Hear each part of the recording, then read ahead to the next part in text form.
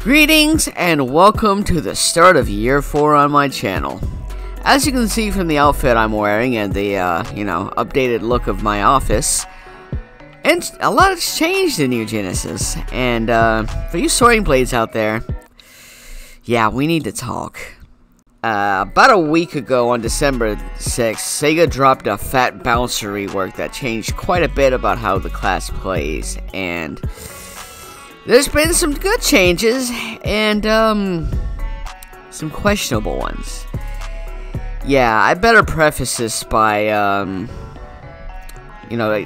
explaining how I felt as I, came to terms with the updates.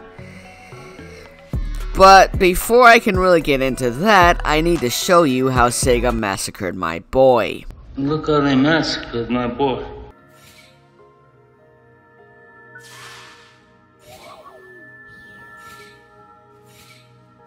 When I first found out about this, I was devastated by the loss of Machine Gun Sword.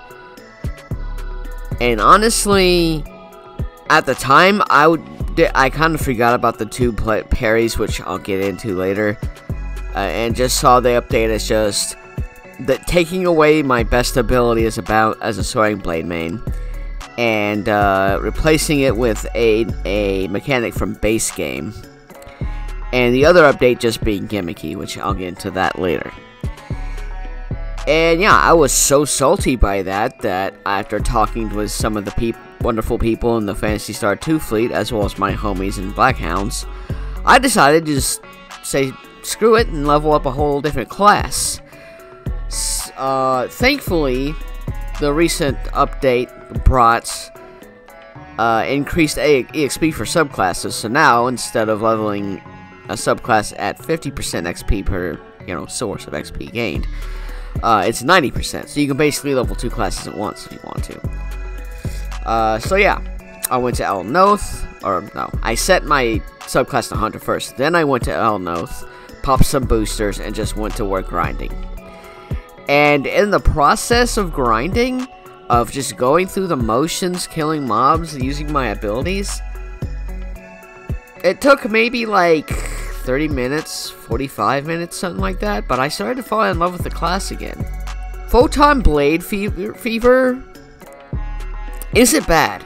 I actually like it. I don't like it as much as Machine Gun Sword that I used to have, but I do like it, and it does increase the coolness factor of the look of the blades as well as the damage it deals. So I ended up sticking with Soaring Blades as my main weapon. I've gone into enough detail about Fanatic Blades, so let's talk about the second update to Soaring Blades.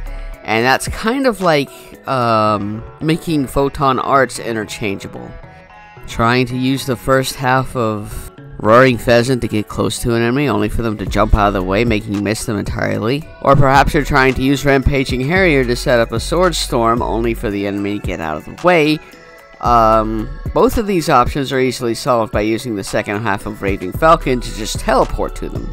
Alternatively, you could be using Destructive Stork to try to mob enemies only for a boss to appear right in front of you. Perfect time to whip out the second half of Roaring Pheasant and Beyblade, let it rip! Bottom line, you can take any first half of a Soaring Blade Photon Art and combine it with any second half of a Soaring Blade Photon Art. Granted, this isn't always useful. Destructive Stork's second half is just a worse Roaring Pheasant second half, and Rampaging Harrier's second half is just a little bit better than the weapon action on Fanatic Blade, or Photon Blade Fever, which is what it is now. So yeah, it's kind of limited, it's not really great, but then again, if you could combine first halves with first halves, you could just take the first half of Roaring Pheasant and just spin to win, probably go faster than everybody else. So yeah, let's move on to the parries now, because that's all that's really left to talk about. Blade Arts parry, the one I'm bad at. If you hit it successfully once, and you still have animation of Photon Art to go through, you can do it a second time now. That wasn't an option before. Also, if you use your weapon action to move into or out of an attack, it counts as a parry kind. It's like you dodge that way and you can counterattack.